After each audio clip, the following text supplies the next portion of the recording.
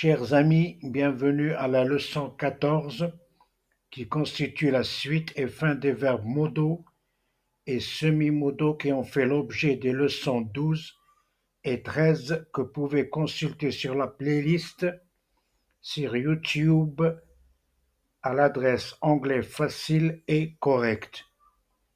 J'en profite aussi pour dire que les débutants peuvent me suivre depuis la leçon 1 où je commence par énoncer l'alphabet puis les auxiliaires essentiels dans cette langue. Vous pouvez vous abonner et activer la cloche de façon à voir s'afficher les vidéos dès leur mise en ligne. Je vous remercie.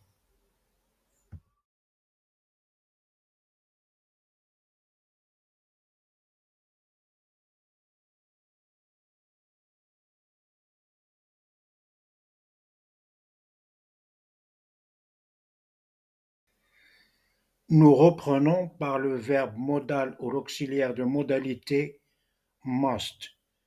Must exprime une obligation, une interdiction, une probabilité. Must a comme équivalent have to, avoir à, et be obliged to, être obligé de. Pourquoi ces équivalents? Car must ne se conjugue qu'au présent.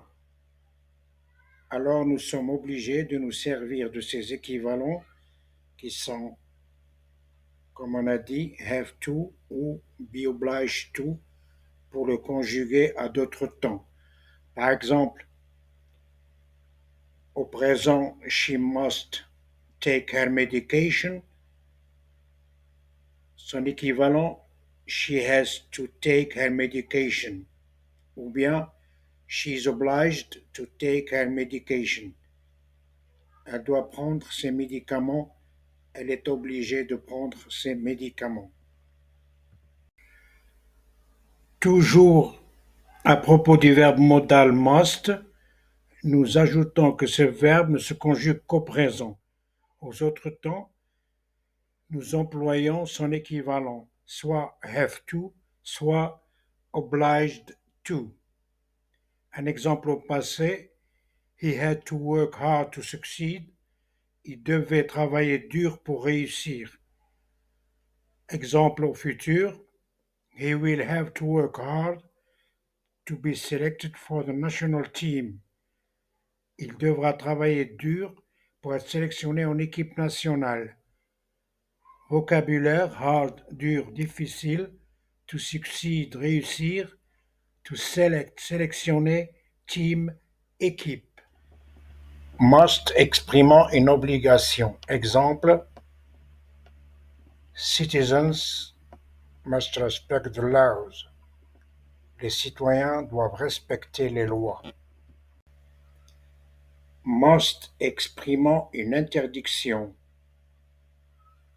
We must not smoke in the office. Forme contractée, we mustn't smoke in the office. Il ne faut pas fumer au bureau.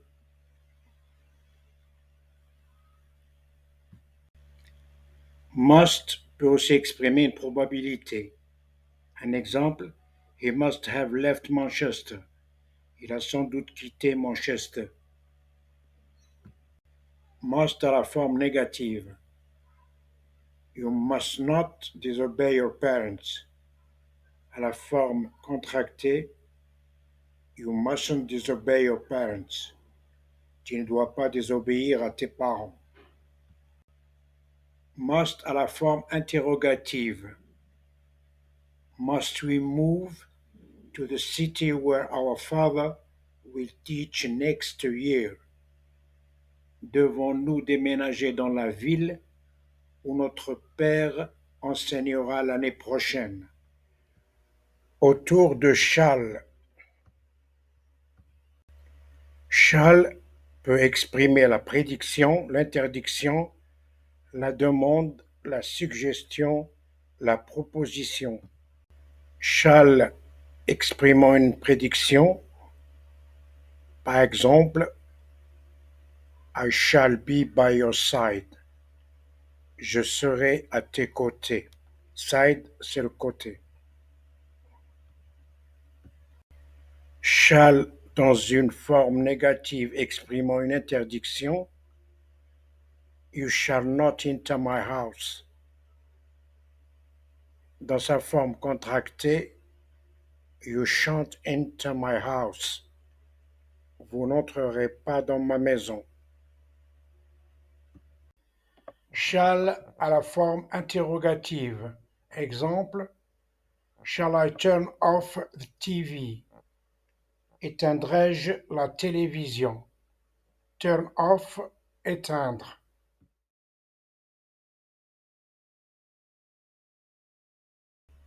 Autour de should qui exprime une prédiction, une suggestion, une recommandation, un conseil, un reproche, une obligation, un regret. Exemple, I should buy new clothes. Je devrais acheter de nouveaux vêtements. Clothes, vêtements. Un exemple dans une forme négative, You should not smoke so much.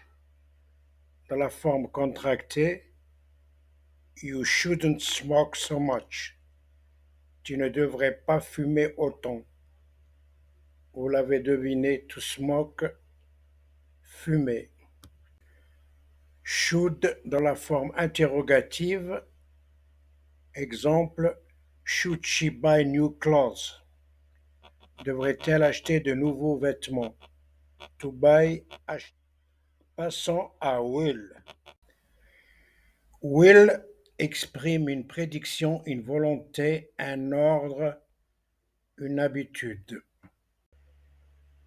Pour une prédiction, par exemple, I will come to your birthday party.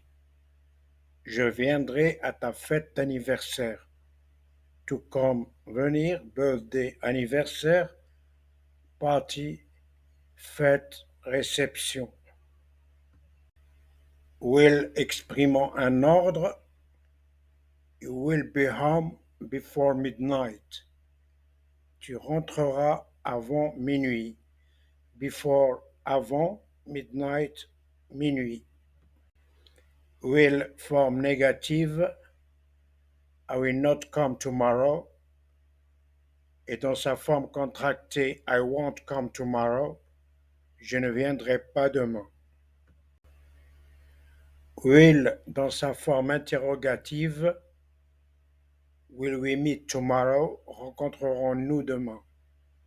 To meet, rencontrer. Would. Would exprime le conditionnel, la probabilité, une demande polie, comme il peut être le prétérite, c'est-à-dire le passé, de will. Par exemple, would exprimant le conditionnel. Un exemple, That would be my sister in this red car in front of the door. Ce serait ma sœur dans cette voiture rouge devant la porte. That, cela, ça, peut être démonstratif et pronom. Front of, devant, door, porte. Un autre exemple avec would au conditionnel. He would like to visit the Louvre Museum. Il aimerait visiter le musée du Louvre. To like, aimer. Would exprimant une demande polie. Exemple, would you mind smoking outside? Cela vous ennuierait de fumer dehors. Outside, dehors. Would dans sa forme négative. Exemple, Jane would not like to go into the middle of the jungle. Et dans sa forme contractée, Jane wouldn't like to go into the middle of the jungle. Jane n'aimerait pas aller au milieu de la jungle. Middle, milieu. Would dans sa forme interrogative, exemple, Would you like to come with me to Canary Islands? Aimerais-tu m'accompagner aux îles Canaries? Island, île. Cependant, pour être complet, nous n'allons pas clore ce chapitre sur les verbes modaux auxiliaires de modalité sans mentionner ces trois verbes qui sont ought, considérés comme un verbe modal, puis to dare et to need comme des verbes semi-modaux.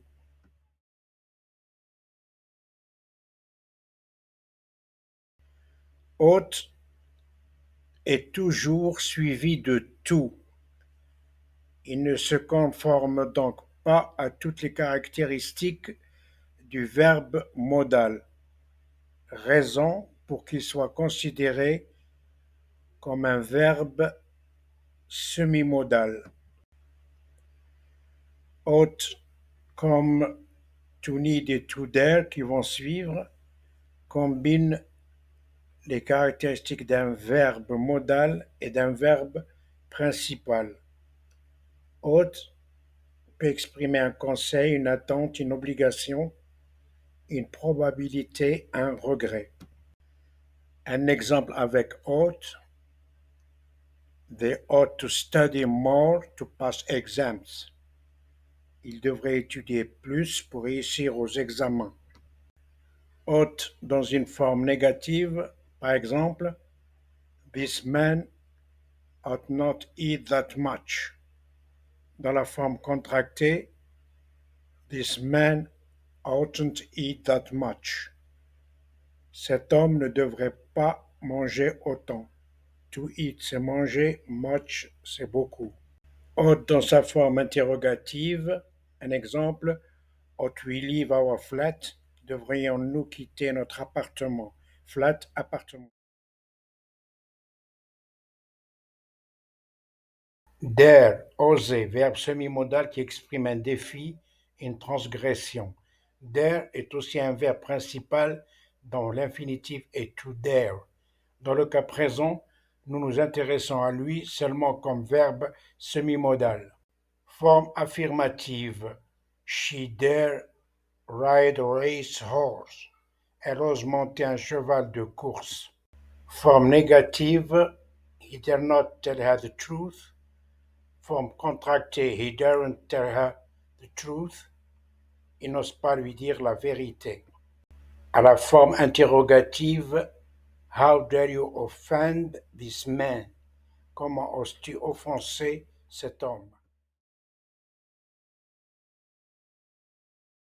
Need, avoir besoin. Need est aussi un verbe principal. Cependant, comme dare, nous nous intéressons à lui seulement comme verbe semi-modal.